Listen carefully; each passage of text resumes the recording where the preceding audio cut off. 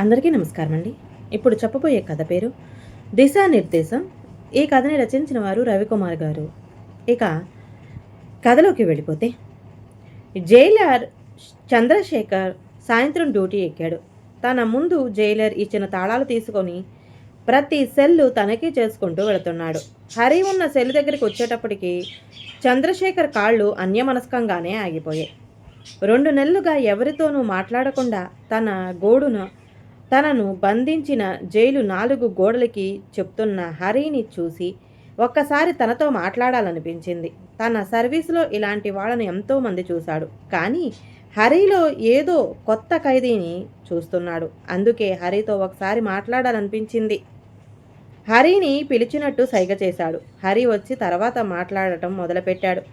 ఏమయ్యా హరి, నిన్ను 2 నెలలుగా చూస్తున్నాను. ఎవరితోనూ మాట్లాడవు, ఎవరితోనూ కలవవు, అన్నం కూడా సరిగ్గా తినట్లేదు. నీలో నువ్వే మదన పడుతున్నావు, ఎవరికీ అర్థం కావు. కానీ నిన్ను చూస్తే ఒకటి మాత్రం అర్థమవుతుంది. నువ్వు ఇలా బాధపడుతున్నావంటే నువ్వు చాలా సున్నితమైన మనస్కుడివి. ఇంత సున్నితమైన మనవాడి ఈ 2 హత్యలు ఎలా చేశావు? గుర్తుపట్టలేనంత ఘోరంగా వాళ్ళని ఎందుకు ముక్కలు ముక్కలుగా నరికావు అని అడిగాడు చంద్రశేఖర్. ఏమీ లేదు సార్, నన్నేమీ అడక్కండి ప్లీజ్ అని చెప్పి సెల్ లోపలికి వెళ్ళి అటు తిరిగి పడుకున్నాడు హరి. తన సర్వీస్లో ఎంతోమంది ఖైదీలను చూసిన తనకి హరి మాట్లాడటం కొత్తగా అనిపించడం లేదు చంద్రశేఖరంకి. కానీ ఎలాగైనా హరితో మాట్లాడి అతని గతం తెలుసుకోవాలనుకున్నాడు చంద్రశేఖరం. తర్వాతి రోజు మరలా హరి ఉన్న సెల్ దగ్గరకు వచ్చాడు చంద్రశేఖరం. ఇంటి దగ్గర వండి తెచ్చిన క్యారేజీని హరికి ఇచ్చాడు తినమని. హరి తినడానికి మొహమాట పడుతుంటే, తిను హరి, సందేహపడకు, అందులో ఏమీ కలపలేదులే అన్నాడు చంద్రశేఖర్. కలిపితే ఏముంది సార్, హాయిగా నా ప్రాణాలు వదిలేస్తాను. బతికి ఏం సాధించాలి సార్ అని అడిగాడు హరి. మరి ఏం సాధించాలని ఆ హత్యలు చేశావు అని అడిగాడు చంద్రశేఖర్. సార్, మీరు ఇన్నిసార్లు అడిగారని చెప్పట్లేదు. నాకు మీరు ఆత్మీయుడిగా అనిపించి చెప్తున్నాను. నేను మనసులో పడే బాధను కొంతైనా తగ్గించుకోవడానికి చెప్తున్నాను. నా గుండెల్లో రగిలే బడవాగ్నికి నా గుండె పగిలిపోకుండా ఉండటం కోసం చెప్తున్నాను అని గతం చెప్పుకొచ్చాడు హరి. మాది ఒక మధ్యతరగతి కుటుంబం. నాన్న ఒక టీచర్, అమ్మ హౌస్ వైఫ్. వాళ్ళకి మేమిద్దరం కమల పిల్లలం. నేను, నా చెల్లెలు హరిత. ఉన్న దాంట్లో సంతృప్తిగా బతకటం నేర్పారు మా అమ్మ నాన్నలిద్దరూ. అందుకే ఎప్పుడూ ఆకాశానికి నిచ్చెనలు వేయలేదు. అందని వాటి కోసం ఎప్పుడూ అడగలేదు. ఇద్దరం డిగ్రీలు చేసి గవర్నమెంట్ జాబులు సంపాదించాం. చిన్నప్పటి నుండి ప్రతి చిన్న విషయానికి ఇద్దరం గొడవ పడేవాళ్ళం. అది నాకు కావాలని కీచులాడుకునేవాళ్ళం. కానీ ఒక్క నిమిషం ఎవరు కనపడకపోయినా మరొకరు ఉండలేకపోయేవాళ్ళం. ఒకరి సీక్రెట్లను మరొకరికి దాపరికం లేకుండా చెప్పుకునేవాళ్ళం. మా ప్రేమను చూసి అమ్మా నాన్నలు మురిసిపోయేవారు. మనం పోయినా హరితకు ఏ కష్టం రాకుండా చూసుకుంటాడు అని ఆనందపడేవారు. ఏ చీకు చింత లేకుండా హాయిగా ఉండేవాళ్ళం. ఎప్పుడు ఇద్దరం ఆఫీసు ముగించుకుని కొంచెం అటో ఇటో 7 ఇంటికి వచ్చేవాళ్ళం. కానీ ఆ రోజు 8:30 హరిత ఇంటికి రాలేదు. ఫోన్ చేస్తే స్విచ్ ఆఫ్. హరిత ఫ్రెండ్స్ అందరికీ ఫోన్ చేశాం. ఎవరింటికి రాలేదనేది వాళ్ళ నుండి వచ్చిన సమాధానం. అమ్మా నాన్న బాగా కంగారు పడుతున్నారు. ఆఫీసులో ఏదో పని ఉండుంటుందిలే అని నేను వాళ్ళకి ధైర్యం చెప్తున్నానే కానీ నాకు మనసులో ధైర్యం సరిపోవట్లేదు. గబగబా బైక్ తీసుకొని బయలుదేరాను హరితను వెతకటానికి. అన్ని రోడ్లు వెతికాను. చివరిగా ఒక రోడ్లో నాకు ఎదురైంది. ఇంటికి వెళ్ళాక ఎందుకింత లేట్ అయిందని అడిగాము. ఆఫీసులో పని ఉంది, అందుకే లేట్ అయింది అని చెప్పింది హరిత. ఎందుకో మొదటిసారి హరిత మాతో అబద్ధం చెప్తుందనిపించింది. ఎందుకంటే చిన్నప్పటి నుండి నా చెల్లెల్ని ఈ కళ్ళతో చూస్తున్నాను. అయినా నేను హరితను ఏమీ అడగలేదు. రాను రాను తన తీరు ఇలాగే ఉంటుంది. నాకేదో కీడు శంకిస్తుంది. కానీ హరితను అడగలేదు. 1 నెల తర్వాత ఒకరోజు ఆఫీసు నుండి చాలా త్వరగా వచ్చేసింది. ఏంటి ఇంత త్వరగా వచ్చేసావు అని అమ్మ అడిగితే తలనొప్పి అని చెప్పి పడుకుంది. నేను ఆఫీసు నుండి వచ్చాక హరిత దగ్గరకు వెళ్ళాను. చాలా డిస్టర్బ్డ్గా కనపడింది. ఏమైంది అలా ఉన్నావు అని అడిగాను. వచ్చే కన్నీళ్లను దిగమింగుకుంటూ, ఏం లేదురా, నన్ను కాసేపు ఒంటరిగా వదిలేయ్ అని విసుగ్గా అంది. ఇంకా నేను గట్టిగా అడిగితే ధైర్యం చేయలేదు. ఏమన్నా తనే చెప్తుందిలే అనుకున్నాను. అదే నేను చేసిన తప్పయింది. తెల్లారి లేచి చూసేటప్పటికి హరిత లేదు. ఇల్లంతా వెతికాను, ఎక్కడా కనపడలేదు. మళ్ళీ వచ్చి మా రూమ్లో కూర్చున్నాను. దిగులుగా అటు ఇటు చూస్తున్నా. నాకు పుస్తకాలపైన ఒక కాగితం రెపరెపలాడుతూ కనిపించింది. అది అందుకున్నాను. అది హరిత చేతి రాతే. చదవటం మొదలుపెట్టాను. హరి, ఈ విషయం ఎవరికీ చెప్పకుండా వెళ్ళిపోదామనుకున్నాను. కానీ ఆత్మవంచన చేసుకోలేక నీకు చెప్తున్నాను. ఈ ప్రపంచంలో నాకు ఆత్మీయ నేస్తం, నా మనసును అర్థం చేసుకున్న వాడివి నువ్వే. అందుకే నీకు చెప్తున్నాను. నీకు గుర్తుందా, మన డిగ్రీ క్లాస్మేట్ కిషోర్, మన కార్పొరేటర్ రాజశేఖర్ ఇప్పుడు ఎమ్మెల్యే అయ్యి మినిస్టర్ కూడా అయ్యాడు. అతని కొడుకు కిషోర్ అప్పుడు ప్రేమ అని నా వెంట పడితే నువ్వు వాడిని కొట్టావు. ఉద్యోగంలో చేరిన తర్వాత మరలా ప్రేమంటూ నా దగ్గరికి వచ్చాడు. మాయ మాటలు చెప్పి నన్ను నమ్మించాడు. నేను వాడి మాయలో పడిపోయాను. నా మనసుతో పాటు నా తనువు కూడా అర్పించాను. కొంతకాలం బాగానే ఉన్నాడు. ఆ తర్వాత వాడి ఫ్రెండ్స్ అమర్, ప్రసాద్ల కోరిక కూడా తీర్చాలని బలవంతం చేశాడు. నేను ఒప్పుకోలేదు. మనిద్దరం పడుకున్న దృశ్యాలు రికార్డ్ చేశాను. అవి అందరికీ పంపి నిన్ను నవ్వుల పాలు చేస్తానని బ్లాక్మెయిల్ చేసి వాళ్లతో నన్ను పడుకోబెట్టాడు. అసలు విషయం ఏమిటంటే, ఆ రోజు నువ్వు కొట్టిన దానికి పగ తీర్చుకున్నాడట. ఈరోజు మరలా రాకపోతే వీడియో లీక్ చేస్తానని మళ్ళీ బెదిరించాడు. నేను ఏదో ఒకటి చేస్తాను, కానీ నేనిక తిరిగి రాను, వెళుతున్నాను. ఈ విషయం ఎవరికీ చెప్పలేక నాలో నేను మదన పడుతున్నాను. నీ కూడా చెప్పకపోతే నా మనసు అంగీకరించదు. అందుకే నీకు చెప్తున్నాను. ఈ చెడిపోయిన దానికోసం వెతకకు. నేను ఎలాగూ పాడైపోయాను. నువ్వు ఇందులోకి దూరి సమస్య సుడిగుండంలోకి దూకకు. అమ్మా నాన్నలకి ఈ విషయం చెప్పకు. ఎవడితోనూ లేచిపోయింది అని చెప్పు. అప్పుడు నా మీద అసహ్యంతో నా గురించి ఆలోచించరు. వాళ్ళని జాగ్రత్తగా చూసుకో. మళ్ళీ జన్మంటూ ఉంటే నీకే చెల్లెలుగా పుట్టాలని ఉంది అన్నయ్య. కానీ ఆ జన్మలో ఇలాంటి చెడు పనులు చేయనన్నయ్య, నన్ను నమ్ము. ఇట్లు నీ హరిత. ఇది చదివిన తర్వాత నా ఒళ్ళు ఒక్కసారిగా గగురు పొడిచింది. ఆవేశంతో ఊగిపోయాను. బైక్ తీసుకొని హరితను వెతకటానికి బయలుదేరాను. అన్ని చోట్ల వెతికాను. ఎక్కడా హరిత జాడ కనపడలేదు. చివరికి ఊరి చివరున్న మంత్రి గారి గెస్ట్ హౌస్కి వెళ్ళాను. కొంతమంది జనంతో అక్కడ హడావుడిగా ఉంది. జనాన్ని దాటుకొని వెళ్ళాను. నా కళ్ళు ఎదురుగా నా హరిత మంటల్లో కాలిపోతుంది. దుర్మార్గుల చేతుల్లో దహనమైపోతుంది. నా చెల్లిని కాపాడుకోవడానికి నేను సాయశక్తులా ప్రయత్నించాను. కానీ నా హరిత నా చేతుల్లోనే విగత జీవిగా మారింది సార్. నా చెల్లిని నాకు కాకుండా చేసిన వాళ్ళని వెతికి వెతికి పట్టుకొని ఈ చేతులతోనే చంపాను. అమర్, ప్రసాద్ నా చేతిలో కుక్క చావు చచ్చారు.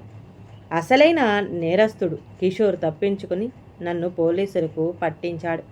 కానీ కిషోర్ని కూడా వదలను. ఇది సార్ నా కథ.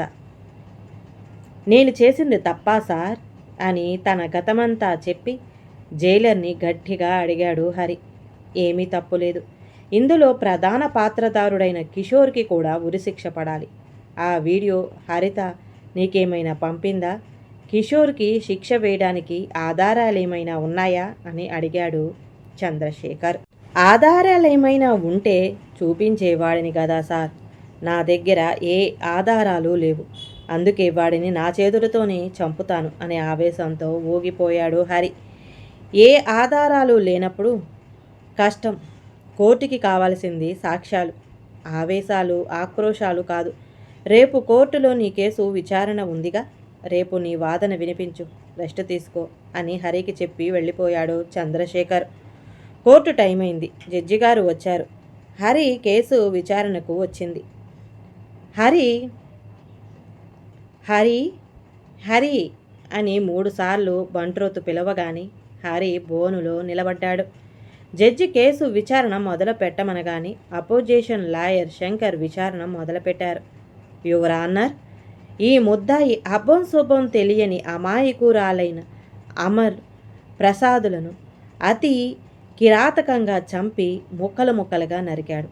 మంత్రిగారి కొడుకైన కిషోర్ని కూడా చంపాలని ప్రయత్నిస్తూ రెడ్ హ్యాండెడ్గా దొరికాడు. వాళ్ళని చంపానని ఈ ముద్దాయే ఒప్పుకున్నాడు. ఇక ఈ కేసులో విచారణ అనవసరం కాబట్టి సెక్షన్ 307 ఐపీసీ ప్రకారం ఉరిశిక్ష, సెక్షన్ 376 ఐసీసీ ప్రకారం యావజ్జీవ కారాగార శిక్ష వేయవలసిందిగా సవినీయంగా కోరుకుంటున్నాను అని శంకర్ తన వాదన వినిపించాడు. లాయర్ గారు, ఈ కేసులో చంపినవాడు ఒప్పుకోవడం ఒక్కటే పాయింట్ కదా? కాదు కదా, అతను ఎందుకలా వాళ్ళని చంపాడో తెలుసుకోవడం కూడా ఈ కేసులో ముఖ్య ఉద్దేశం అని చెప్పి హరి వైపు తిరిగాడు జడ్జి. మిస్టర్ హరి, వాళ్ళని అంత కిరాతకంగా ఎందుకు చంపావు?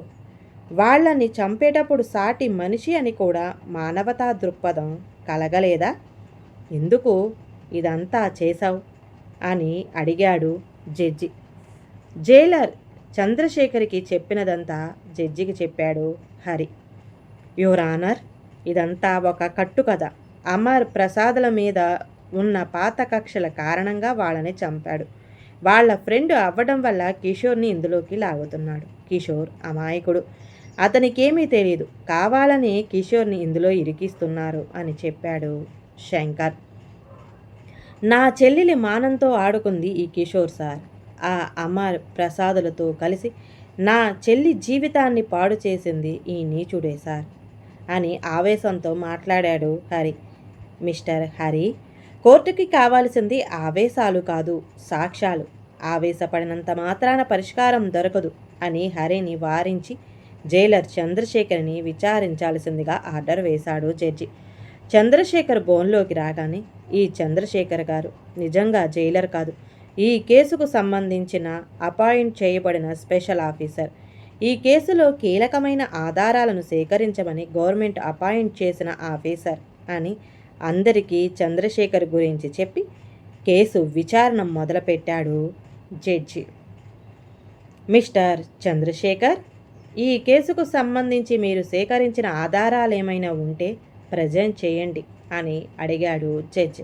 సార్, ఈ కేసు నాకు అప్పచెప్పిన తర్వాత నుండి సీరియస్గా ఆధారాలను సేకరించడానికి ప్రయత్నించాను.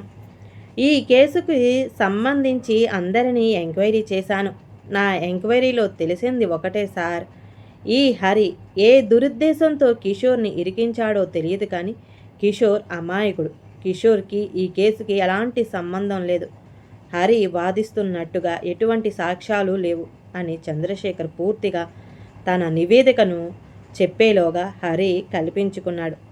సాక్ష్యం ఉంది యువర్ ఆనర్, మీరు అనుమతిస్తే కిషోర్ నీచుడని నిరూపించడానికి నా దగ్గర సాక్ష్యం ఉంది అని గట్టిగా అరిచాడు హరి. జడ్జి సాక్ష్యాన్ని ప్రవేశపెట్టమనగాని హరి నాన్న వీల్చైర్లో ఒక మనిషిని తీసుకొచ్చాడు. ఆ మనిషిని సాక్ష్యం అని చూపించాడు హరి. ఆ చైర్లో మనిషి శరీరం 80% కాలిపోయి ఉంది. ఆ మనిషిని చూసి ఎవరి సాక్ష్యం అని అడిగాడు జడ్జి. నా చెల్లెలు హరిత సార్, ఈ కామాంధుల కామానికి బలైపోయిన అబల. ఇదిగో ఈరోజు ఇలా శవచ్చవంలా ఉంది సార్.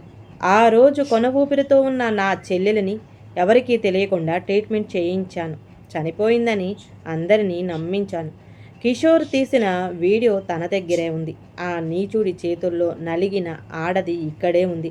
ఆ ఆకృత్యానికి పాల్పడిన కిషోర్ ఇక్కడే ఉన్నాడు. ఆ వీడియో చూసి మీరే చెప్పండి సార్, నేనెందుకు ఇలా చేశాను?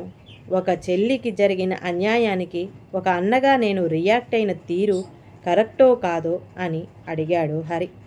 ఆ వీడియో చూసిన తర్వాత కళ్ళు తుడుచుకొని, ఈ వీడియో చూసిన తర్వాత ఒక ఆడపిల్ల తండ్రిగా ఉద్వేగం వచ్చింది.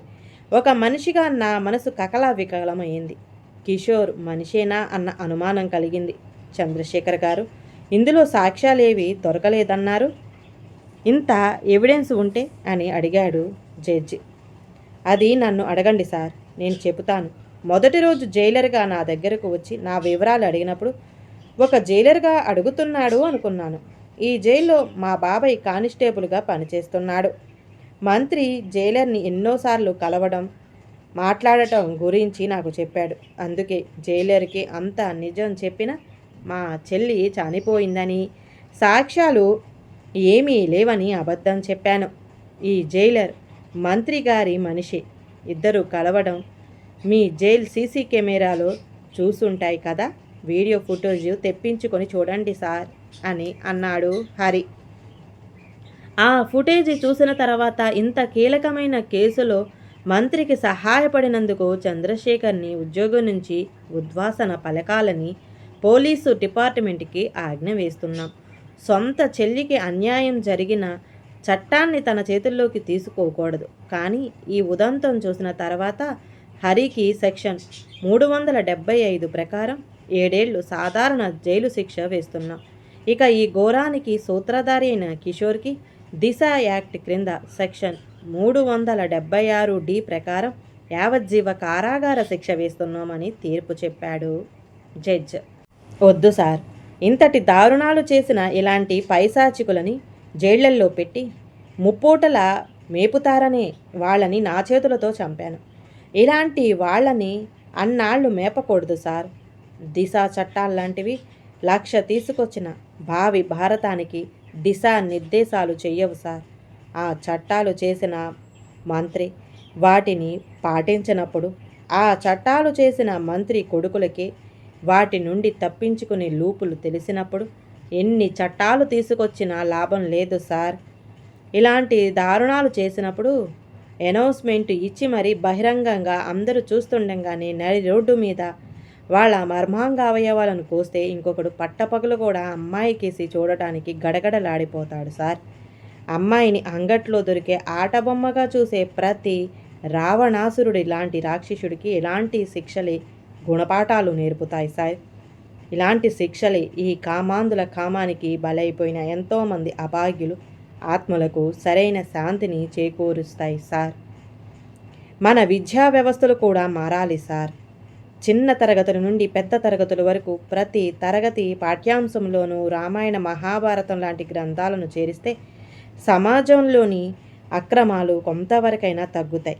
అన్ని వేదాలను చదివి ఎంతో పాండిత్యం పొంది ఎన్నో కఠోరమైన తపస్సులు చేసి ఆ పరమేశ్వరుణ్ణే ప్రసన్నం చేసుకుని లోకాన్నంతటినీ తన గుప్పెట్లో పెట్టుకున్న రావణాసురుడే ఒక ఆడదాని గురించి ఆలోచిస్తే మాడి మసైపోయాడని చిన్నప్పటి నుండి నూరిపోస్తే ఇలాంటి రాక్షసులు తయారవ్వరు సార్ అని కోర్టు దద్దరిల్లేటట్టు అరిచి చెప్పాడు హరి. కూల్ మిస్టర్ హరి, నువ్వు చెప్పింది నిజమే అయినా మనకున్న చట్టాల ద్వారానే మనం ఏదైనా చేయగలం. అయినా నువ్వు చెప్పినది కూడా బాగుంది. నీ ఆవేదనను సలహాగా తీసుకుంటాం. హైకమాండ్కు పంపిస్తాను. భవిష్యత్తులో నువ్వు చెప్పినట్టే జరగాలని కోరుకుంటున్నాను. ఇలాంటి కేసులకు ఇలాంటి తీర్పులే దిశా నిర్దేశాలు కావాలని ఆకాంక్షిస్తున్నాను. నడి రోడ్డు మీద ఇలాంటి కామాంధులను కాల్చి చంపితే అప్పటికైనా ఈ అరాచకాలు కొంతైనా తగ్గుతాయి. ఒక తండ్రిగా, మనిషిగా అలా జరగాలని కాంక్షిస్తున్నాను. ఆడపిల్లలతో తోలుబొమ్మలాట ఆడుకుని ఇలాంటి కీచకులపై అలాంటి తీర్పులే రావాలి. కానీ ఇప్పుడున్న చట్టాలను దాటి మనమేం చెయ్యలేని పరిస్థితి. All the best Hari. Haritha, court is adjourned అని ముగించాడు జడ్జి. ఒక్కసారిగా కోర్టు ఆవరణమంతా సైలెంట్ అయిపోయింది. అక్కడున్న అందరి మనసుల్లో ఒక రకమైన భావోద్వేగంతో నిండిపోయింది. హరిత ముఖంలో మాత్రం విజయ దరహాసం తొణికిసలాడింది. నవ్వుతూ జైలుకి వెళుతున్నాడు, యుద్ధంలో గెలిచిన వీరుడిలా. ఈ కథ కనుక నచ్చితే ప్లీజ్ అండి లైక్ చేయండి. అలాగే ఛానల్ని సబ్స్క్రైబ్ చేసుకోవటం మాత్రం మర్చిపోమాకండి. మీ విలువైన అభిప్రాయాన్ని కామెంట్ బాక్స్లో కామెంట్ చేయండి. అందరికీ ధన్యవాదాలండి.